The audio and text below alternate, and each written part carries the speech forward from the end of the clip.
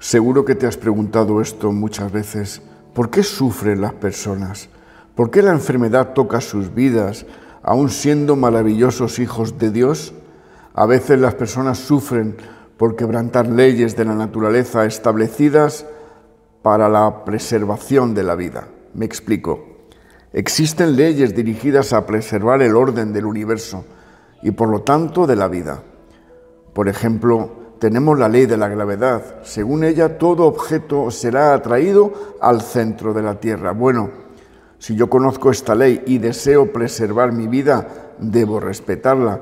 Pero vamos a imaginar que decido hacer caso omiso de esta ley y comienzo a saltar temerariamente la terraza de un edificio de 20 pisos. Al principio tal vez lo haga con cuidado, tomando todas las precauciones, pero con el tiempo me familiarizo, tomo confianza con esa situación y comienzo a actuar como si no existiese más la ley.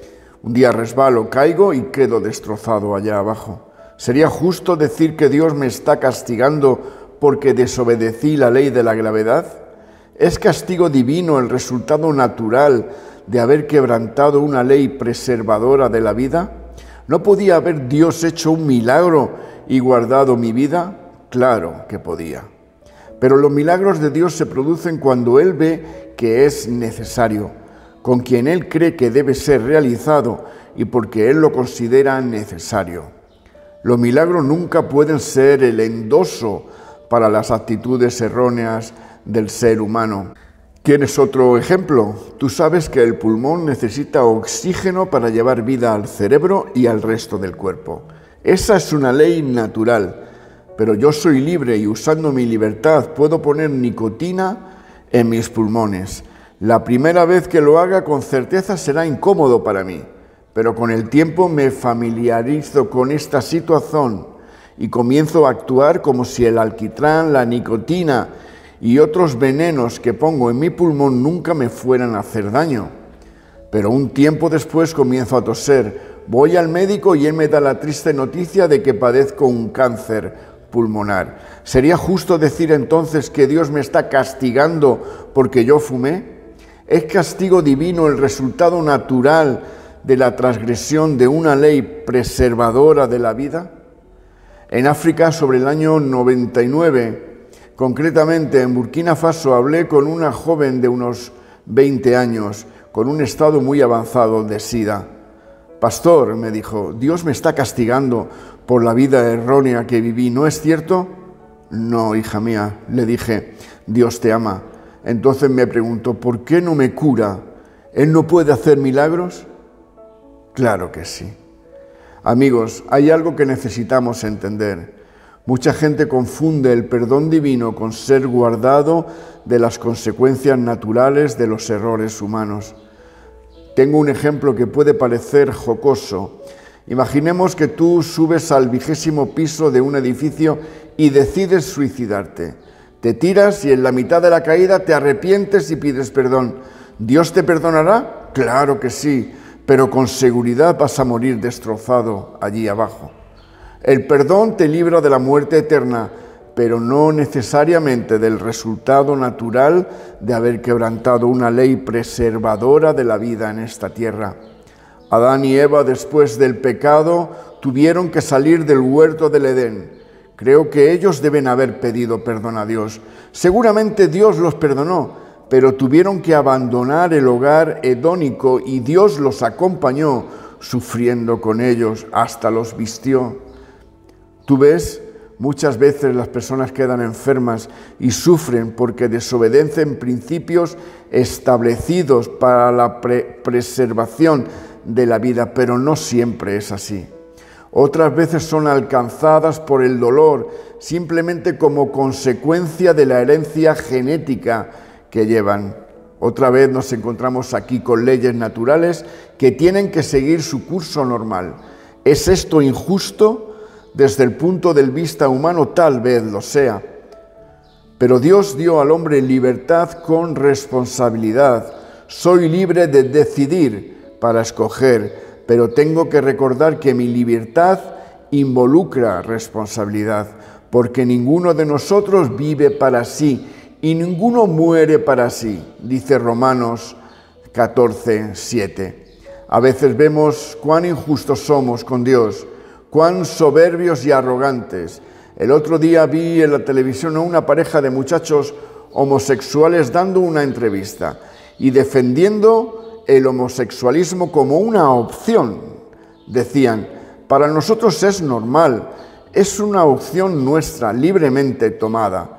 Yo creo que Dios ama a esas personas y nosotros también debemos amarlas y respetarlas. El asunto no es ese, sino si esa conducta es normal o no. Partamos del hecho de que cuando Jesús creó al ser humano, no creó a un Adán ni a un Pedro, ni a una Eva y María, creó a Adán y Eva. Ley natural. Pero yo no tengo derecho de optar por el tipo de sexualidad que quiero, claro que lo tengo. Como también tengo derecho de optar servirme los alimentos por la nariz o por el oído, solamente que no es natural. Y si de cualquier manera lo hago, tengo que aceptar el hecho de que con mi libertad también hago uso de mi responsabilidad, aceptando las consecuencias de mi decisión, que no solo afecta mi vida, sino también las vidas que yo traigo a este mundo. Dios se entristece con todo esto. Él no desearía ver al hombre sufriendo, pero el hombre necesita respetar los principios preservadores de la vida que el propio Dios estableció. ¿Por qué otro motivo Dios permite que el sufrimiento toque la vida de las personas? A veces no es que nosotros hayamos desobedecido leyes naturales, ni que hayamos traído con nosotros herencias genéticas perniciosas, pero vivimos en un mundo que se autodestruye. Contaminamos las fuentes de las aguas, depredamos la naturaleza, exploramos con voracidad la tierra hasta dejarla debilitada y en la ansiedad de hacerla producir más, inventamos sustancias químicas que envenenan los alimentos y contaminan el ambiente. Nos congestionamos en ciudades como Madrid, Barcelona, Sevilla, donde el aire que respiramos está casi envenenado.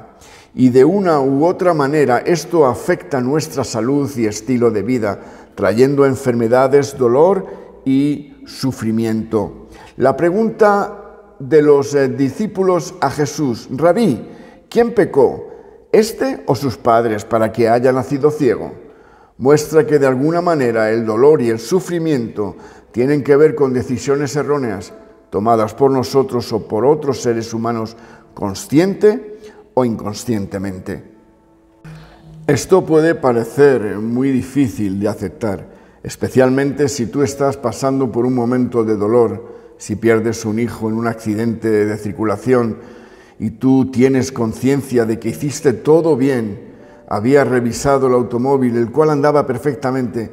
No manejabas a alta velocidad. Estabas con el cinturón de seguridad, respetando todas las leyes de la circulación. Y aparece otro chofer imprudente que no respeta nada y choca contra ti. ¿Qué culpa tienes? Ninguna, claro. Y el tema de esta reflexión no es crear en nadie un complejo de culpa, sino mostrar la realidad dura de la vida, porque aquel accidente fue la consecuencia natural de que alguien desobedeció las leyes de la circulación. En este caso fue el chofer de otro auto. ¿Y si mi hijo murió en un terremoto? ¿Fue el resultado natural de quebrantar la ley? Al principio la tierra era perfecta. Los terremotos no estaban en el programa divino de la creación, ni inundaciones, ni incendios, ni volcanes.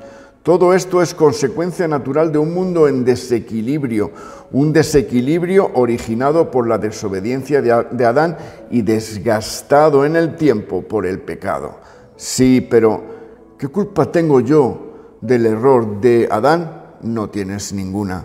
Pero Dios, en su infinita misericordia, nos envió a Cristo para que todo aquel que en Él cree no se pierda, mas tenga vida eterna. Él nos concede la sabiduría y los frutos, el temor, el respeto por la naturaleza, para que nos conduzcamos en obediencia a Dios.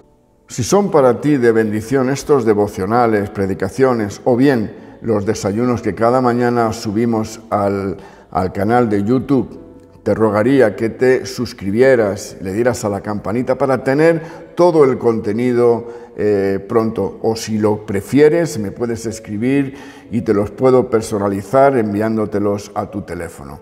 Que el Señor te guarde y te bendiga. Amén y amén.